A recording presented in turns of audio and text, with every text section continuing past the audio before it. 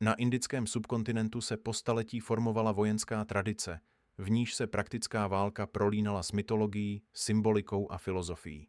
Právě zde vznikly zbraně, které se vymykají běžným představám o boji a dodnes působí neobvykle svou podobou i způsobem použití. Jednou z nich byl i čakram, kovový vrhací kruh s ostrou hranou, určený k rychlým a přesným útokům na dálku. Symbol indických válečníků a jejich neobvyklého stylu boje. Pojďme se nyní podívat na jeho roli v historii, na to, odkud pochází, jak se vyvíjel a jaké místo zaujímal v dějinách válečnictví.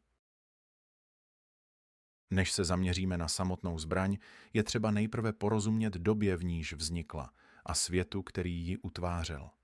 Indický subkontinent patřil po tisíce let k nejdynamičtějším oblastem starého světa. Nebyl jednotným státem, ale složitou mozaikou království, městských států a regionálních mocností, jejichž hranice se neustále měnily. Válka zde nebyla výjimečnou událostí, ale běžnou součástí politického i společenského života. Právě tato dlouhodobá nestabilita, spojená s výraznou kulturní a náboženskou rozmanitostí, vytvořila prostředí, v němž vznikaly zbraně a bojové techniky, které nemají v jiných částech světa přímé obdoby. V takovém prostředí získávaly na významu nejen početní stavy armád, ale i schopnost jednotlivce zasáhnout v pravý okamžik. Indické válečnictví se díky tomu vyznačovalo širokým spektrem specializovaných prostředků. Vedle mečů, kopí a luků existovaly zbraně určené výhradně pro specifické situace a vyžadující individuální dovednost. Tyto zbraně nebyly masově rozšířené, ale jejich přítomnost mohla výrazně ovlivnit průběh konkrétního střetu. A tak v tomto prostředí vznikl čakram. Samotný název čakram má svůj původ v sanskrtském slově čakra, které znamená kruh nebo kolo, tedy tvary spojené s pohybem, rotací a cyklem. Jak se pojem šířil napříč indickým subkontinentem, proměňoval se spolu s jazyky a místními tradicemi. V severní Indii se běžně objevuje pod názvem čakkar, zatímco v některých dalších regionech je doložen název čalikar. Nejde však o různé zbraně, ale o různé jazykové podoby téhož názvu, které odrážejí kulturní a regionální rozmanitost Indie. V anglicky psaných pramenech je pak tato zbraň známa také pod názvem Battle Quoit. Nejranější zmínky o čakramu se objevují ve starověkých hinduistických náboženských textech. V Rigveda, jedním z nejstarších dochovaných textů indické civilizace, je popisována slovem zářící. Tento symbolický popis představuje vůbec první dochovaný odkaz na zbraň tohoto typu v indické literární tradici. Další zmínky následují v textech Jajurveda a v souborech známých jako Purány, které vznikly přibližně v období mezi 500 až 100 před naším letopočtem. V těchto textech vystupuje čakram výhradně v náboženském a mytologickém kontextu. Je zde spojován s bohem Višnou, ochráncem a udržovatelem vesmírného řádu, který tuto zbraň používá v boji proti temným silám. Višnova zbraň je označována jako Sudarshan čakra a je popisována jako nástroj vytvořený ze slunečního prachu. Samotný název Sudarshan čakra je vykládán jako vize správného vidění a příznivého pohybu. V rámci hinduistické tradice je tak čakram chápán jako symbol odstranění překážek a očištění cesty k božskému řádu. Další odkazy na čakram se objevují v indických epických básních Mahabhárata a Rámájana, jejichž dochovaná podoba pochází přibližně z 5. století před naším letopočtem. V těchto textech je v rámci epického vyprávění Sudarshan čakra pevně spojena s Višnovo rolí ochránce světa a vystupuje jako jeden z jeho charakteristických atributů. S čakramem je zároveň spojen titul Čakradháry, který lze přeložit jako nositel čakry nebo jako držitel disku. Toto označení je jedním z tradičních jmen boha Krišna, čímž se kruhová zbraň dále upevňuje jako významný božský atribut v hinduistické náboženské a literární tradici. Současně s těmito epickými texty existují i literární doklady z jiného kulturního prostředí. Tamilské básně z jižní Indie, datované do 2. století před naším letopočtem, zaznamenávají kruhovou zbraň pod názvem Tikiri. Tyto zmínky dokládají, že pojem a znalost této zbraně byly rozšířeny i mimo sanskrtskou tradici a objevovaly se v regionální literatuře starověké Indie. Výroba čakramu začínala výběrem vhodného kovu, nejčastěji oceli nebo mosazy. Kov byl zahřán v kovárně a postupně vykováván do plochého pásu. Tento pás byl poté tvarován do kruhového profilu na kovadlině s vybráním odpovídajícím zakřivení budoucí zbraně. Proces vyžadoval vysokou přesnost, protože i malé odchylky v tloušťce nebo tvaru mohly negativně ovlivnit vyvážení a stabilitu letu. Po vytvoření téměř uzavřeného kruhu byly oba konce kovu dočasně spojeny mosazným spojem. Celek byl následně zahřán, aby se vytvořil souvislý kruh bez oslabených míst. Po dokončení tohoto kroku byla mosaz odstraněna a povrch kruhu dále opracován. Vnitřní hrana čakramu zůstávala hladká a zaoblená, což umožňovalo bezpečné uchopení zbraně při nošení i při vrhu. Vnější hrana byla postupně broušena do ostrého břitu po celém obvodu. Ostření probíhalo rovnoměrně, aby byla zachována symetrie, stejnoměrná hmotnost a aby vznikl co nejlepší účinek při zásahu rotující zbraně. U některých kusů byla vnější hrana mírně skosená, což napomáhalo stabilní rotaci během letu. Povrch čakramu byl často leštěn, aby se snížilo tření vzduchu a omezilo zachytávání nečistot. U kvalitnějších exemplářů bylo použito také žíhání, tedy řízené zahřívání a ochlazování kovu, které zvyšovalo pružnost materiálu a snižovalo riziko prasknutí při nárazu. Výsledná kvalita zbraně se posuzovala podle rovnoměrného rozložení hmotnosti, ostrosti vnější hrany a absence deformací. Některé čakramy, včetně bojových kusů, byly doplněny rytinami nebo kovovou výzdobou z mosazy, stříbra či zlata. Tyto dekorativní prvky byly aplikovány tak, aby nenarušily vyvážení ani funkčnost zbraně. Samotná podoba čakramu zůstávala jednoduchá a účelná. Jednalo se o plochý kovový kruh s průměrem obvykle mezi 12 a 30 cm. Tento rozsah umožňoval bojovníkům nosit více kusů naskládaných na předloktí nebo uložených v turbanech, odkud mohly být rychle nasazeny v boji. Dochované exempláře z 18. a 19. století, připisované sikhským řemeslníkům, dosahují průměru kolem 21 cm a často kombinují ostrou funkční hranu s jemnými zlatými ornamenty. Rozměrové rozdíly odpovídaly konkrétním potřebám boje. Menší čakramy, přibližně 15 cm, označované jako čakry, byly vhodné pro kratší vzdálenosti a rychlé použití, zatímco větší kusy, známé jako vada čakra, umožňovaly delší a silnější vrhy. Katalog indických zbraní z roku 1896 zaznamenává široké spektrum těchto variant, s průměry od 5 do 12 palců a s rozdílnou šířkou kruhu, která vyvažovala hmotnost a letové vlastnosti. Zvláštní pozornost si zaslouží regionální rozdíly. Sikhské čakramy bývaly často menší a bohatě zdobené, uspůsobené nošení na turbanech, zatímco širší jihoindické varianty byly optimalizovány pro začlenění do místních bojových stylů.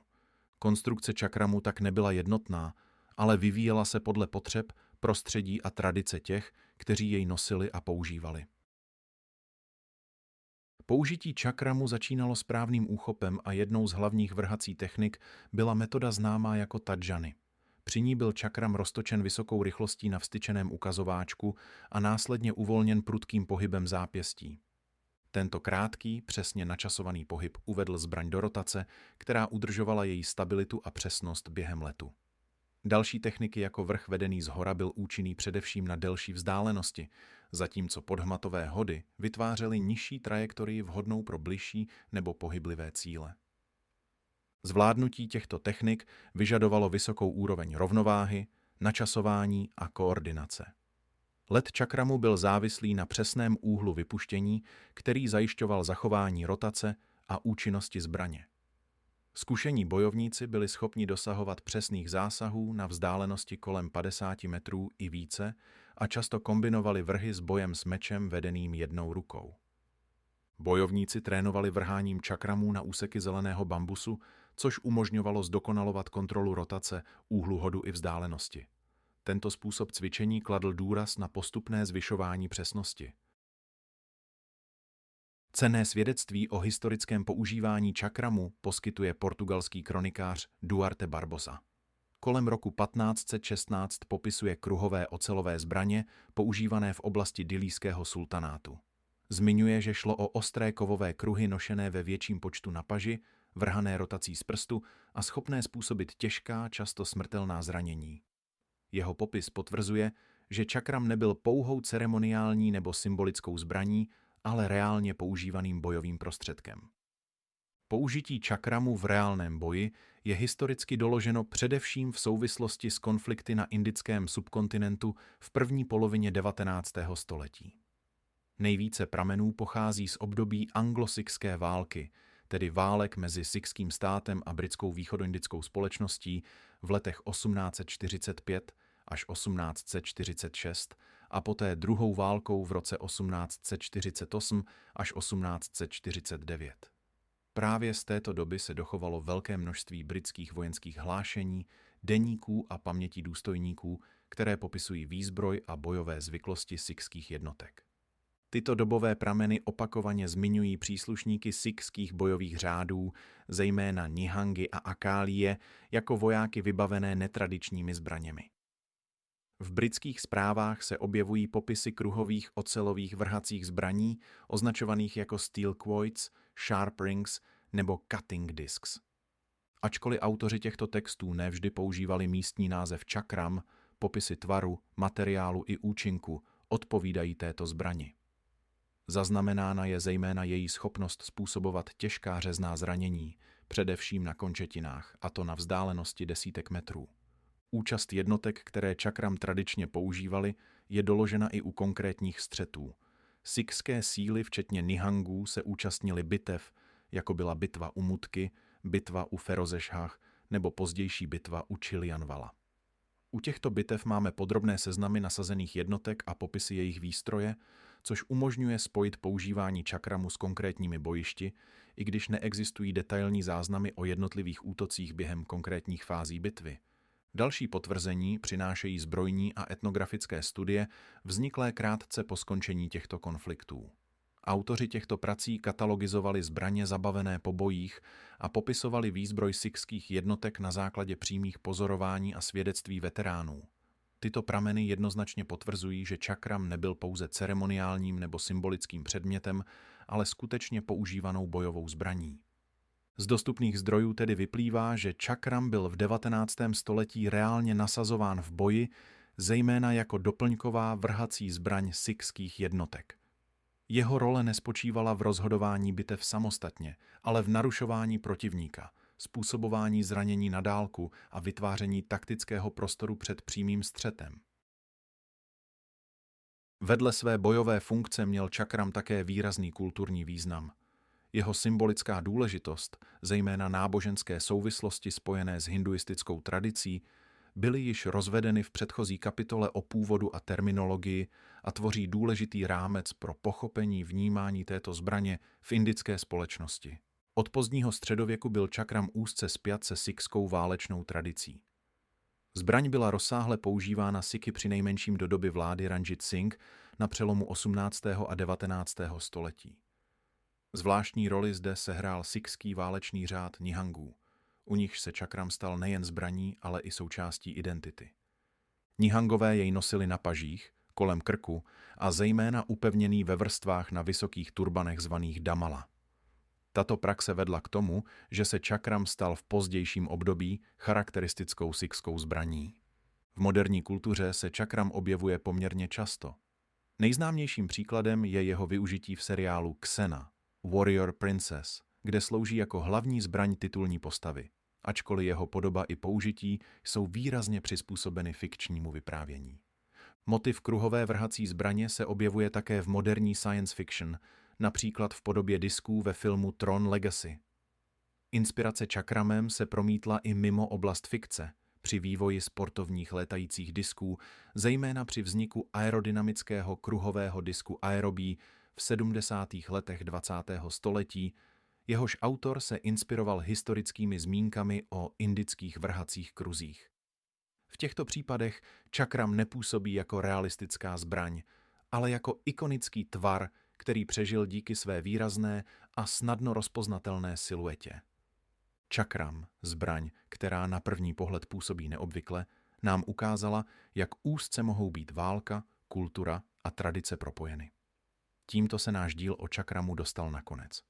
Pokud se vám toto video líbilo a chcete na kanále vidět další historické zbraně, dejte like, napište svůj názor do komentářů a nezapomeňte se přihlásit k odběru. Kliknutím na zvoneček navíc nepřijdete o další díly a pokud máte tip na téma, které byste rádi viděli příště, budu rád, když se o něj podělíte. Díky za sledování a zase někdy příště u dalšího videa. Nashledanou.